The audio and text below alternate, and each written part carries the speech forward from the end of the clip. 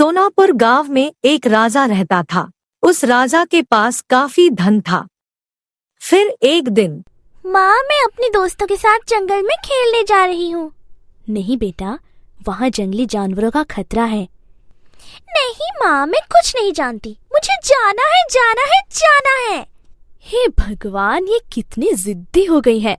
इतने में राजा आ जाता है और हंसते हुए कहता है, अरे क्या हुआ? आखिर माँ बेटी में किस बात की लड़ाई हो रही है? देखिए ना पिताश्री, माँ मुझे जंगल में खेलने नहीं जाने दे रही है। अच्छा, लेकिन क्यों? क्योंकि जंगल में जंगली जानवरों का खतरा है। बात तो तुम ठीक कह रही हो, लेकिन मैं अपनी बेटी का दिल नहीं तोड़ सकता। क्या? लेकिन कोई बात नहीं, राजकुमारी के साथ हम सेनापति को भेज देंगे। देखा माँ, पिताश्री मुझसे कितना प्यार करते हैं। हाँ हाँ, आई बड़े पिताश्री की चमची। राजा सेनापति के साथ बेटी को जंगल में खेलने के लिए भेज देता है। राजकुमारी, आप मुझसे बिना पूछे कहीं नहीं जाएंगी। यहाँ आपकी जान को खतरा हो सकता है। ठीक है सेनापति जी। आओ दोस्तों, लुका छुपी खेलते हैं। हाँ हाँ, चलो चलो। तुम सब जाकर कहीं छुप जाओ, मैं तुम लोगों को ढूंढती हूँ। हाँ चलो सब, ये मजा आएगा। दोस्तों एक काम करो, तुम लोग उस पेड़ के पीछे छुप जाओ और मैं झाड़ी के पीछे छुप जाती हूँ। राजकुमारी और उसकी सहेलियां अपनी अपनी जगह छुप जाती है। सांप, बचाओ, कोई बचाओ। लगता है राजकुमारी खतरे में है, चलो चलकर देखते हैं। हे भगवान, राजकुमारी तो बेहोश पड़ी है। वो देखो, सांप। लगता है राजकुमारी को सांप ने काट लिया है। हे भगवान, अब क्या होगा? तुम लोग यहीं रुको, मैं सेनापति को बुलाकर लाती हूँ। राजकुमारी की एक सहेली सेनापति के पास जाती है और सारी घटना के बारे में बता देती है। सेनापति दौड़ते दौड़ते राजकुमारी के पास आता है। राजकुमारी जी, आंखें खोलिए, आंखें खोलिए राजकुमारी जी। राजकुमारी को सांप ने काटा है, इसलिए वो बेहोश हो गई है। एक काम करता हूँ, महाराज को जाकर सारी घटना के बारे में बता देता हूँ, अब वही कुछ करेंगे। सेनापति महल जाकर राजा को सारी घटना के बारे में बता देता है। राजा बिना कोई समय गवाए जंगल की तरफ आ जाता है। क्या हुआ मेरी बच्ची को? उठ जा बेटा, देख तेरे पिताश्री आए हैं, उठ जा मेरी बच्ची। महाराज, राजकुमारी को एक सांप ने काटा है, इसलिए वो बेहोश हो गई है। हमें जल्दी कुछ करना होगा, वरना जहर पूरे शरीर में फैल जाएगा। मुझे कुछ समझ नहीं आ रहा है। हे भगवान, मैं आपके आगे हाथ जोड़ता हूँ, मेरी मासूम बच्ची की जान बचा लो। एक साधु जंगल के रास्ते कहीं जा रहा होता है। राजा को रोते देख साधु राजा के पास आता है। क्या हुआ पुत्र, तुम रो क्यों रहे हो? गुरुदेव, मेरी मासूम बच्ची को एक सांप ने काट लिया है, इसकी जान बचा लो गुरुदेव, चाहे मेरी जान ले लो। शांत हो जाओ पुत्र, रुको, मैं प्रयास करके देखता हूँ। जहर तो पूरे शरीर में फैल गया है। ऐसा मत कहिए गुरुदेव, मैं आपके आगे हाथ जोड़ता हूँ। शांत हो जाओ पुत्र, मैं अपनी पूरी कोशिश करूँगा। ओम ओम, तुम जहाँ पर भी हो, यहाँ आकर जहर वापस ले जाओ। साधु मंत्र पढ़ने लगता है। थोड़ी देर बाद एक सांप राजकुमारी के पास आता है और सारा जहर चूस लेता है। कुछ समय बाद राजकुमारी होश में आ जाती है। आपका बहुत बहुत शुक्रिया गुरुदेव, आज आपने मेरी बच्ची की जान बचाई। कोई बात नहीं पुत्र, आपने मेरी बच्ची की जान बचाई है, इसलिए मैं आपको अपनी आधी संपत्ति देना चाहता हूँ। लेकिन मैं तुम्हारी संपत्ति का करूँगा क्या? मैं तो भीख मांग कर खाना पसंद करता हूँ।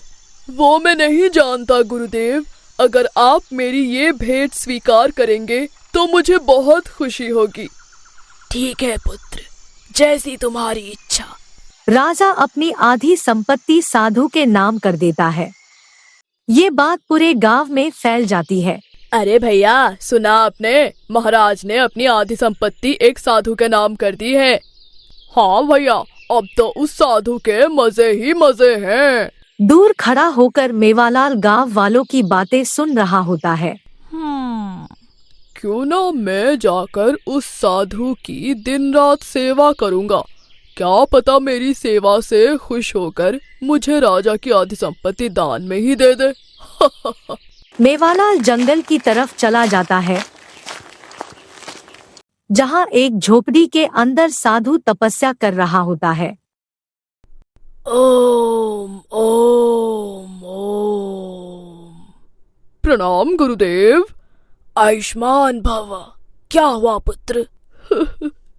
गुरुदेव, मैं आपकी सेवा करना चाहता हूँ, आपके साथ रहना चाहता हूँ। लेकिन क्यों पुत्र? वो इसलिए क्योंकि आपने हमारी राजकुमारी की जान बचाई है ना, इसलिए। ठीक है पुत्र, जैसी तुम्हारी इच्छा। मूर्ख साधु, तुझे क्या पता मैं तुझे खुश करके तेरी संपत्ति हड़पने आया हूँ। क्या हुआ पुत्र, कुछ सोच रहे हो क्या? नहीं नहीं गुरुदेव, कुछ नहीं। मेवालाल दिन रात साधु की सेवा करता है। पूरे 6 महीने बीत जाते हैं। कितना खड़ूस है ये साधु।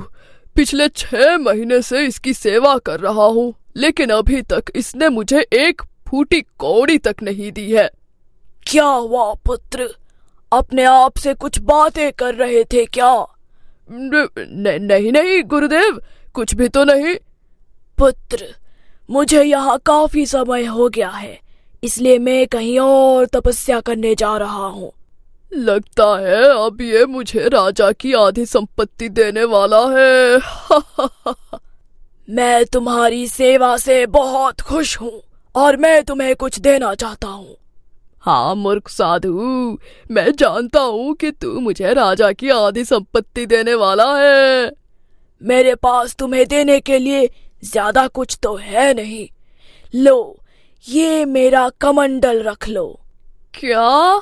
सिर्फ कमंडल? क्यों, तुम्हें कुछ और चाहिए था क्या? नहीं नहीं गुरुदेव, खड़ूस कहीं का, इतनी सेवा करने के बाद सिर्फ एक कमंडल दे रहा है। सारी मेहनत बेकार गई। साधु मेवालाल को अपना कमंडल देकर चला जाता है। मेवालाल कमंडल लेकर अपने घर की तरफ जाने लगता है। सारा प्लान चौपट हो गया। 6 महीने सेवा करवाई और बदले में एक सड़ा सा कमंडल पकड़ा दिया। नहीं चाहिए मुझे ये कमंडल। मेवालाल साधु के कमंडल को फेंक देता है और अपने घर चला जाता है। ठीक 1 महीने बाद। भैया, किस्मत बदलते देर नहीं लगती। कल तक जो भोला हमसे 1-1 रुपए की भीख मांगता था, वो आज हमें सोने के सिक्के दान में दे रहा है।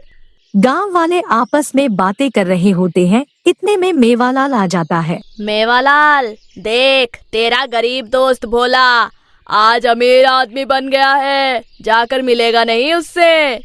हाँ काका, मैं अभी भोला से मिलकर आता हूँ। मेवालाल भोला के घर चला जाता है। भोला, तू मेरा सच्चा दोस्त है, इसलिए मुझे ये बात बता कि इतनी जल्दी तू अमीर कैसे बन गया? अरे कुछ नहीं यार, 1 महीने पहले जंगल में मुझे एक कमंडल मिला था, जिसके अंदर हाथ डालते ही सोना निकलने लगता था। बस उसी का कमाल है। क्या मतलब उस कमंडल में ही राजा की आधी संपत्ति थी? हाँ मेवालाल, तुम्हारी इच्छा के अनुसार मैंने तुम्हें राजा की आधी संपत्ति दी थी, लेकिन तुमने उसे जंगल में फेंक दिया। इसमें मेरी कोई गलती नहीं है। नहीं। इसलिए दोस्तों, बिना सोचे समझे कोई काम नहीं करना चाहिए, वरना बाद में पछताना पड़ता है। स्टोरी अच्छी लगी हो तो स्टोरी को लाइक करके चैनल को सब्सक्राइब कर ले और साथ ही बेल आइकन को भी दबा ले, ताकि हमारी स्टोरी सबसे पहले आप तक पहुंच सके।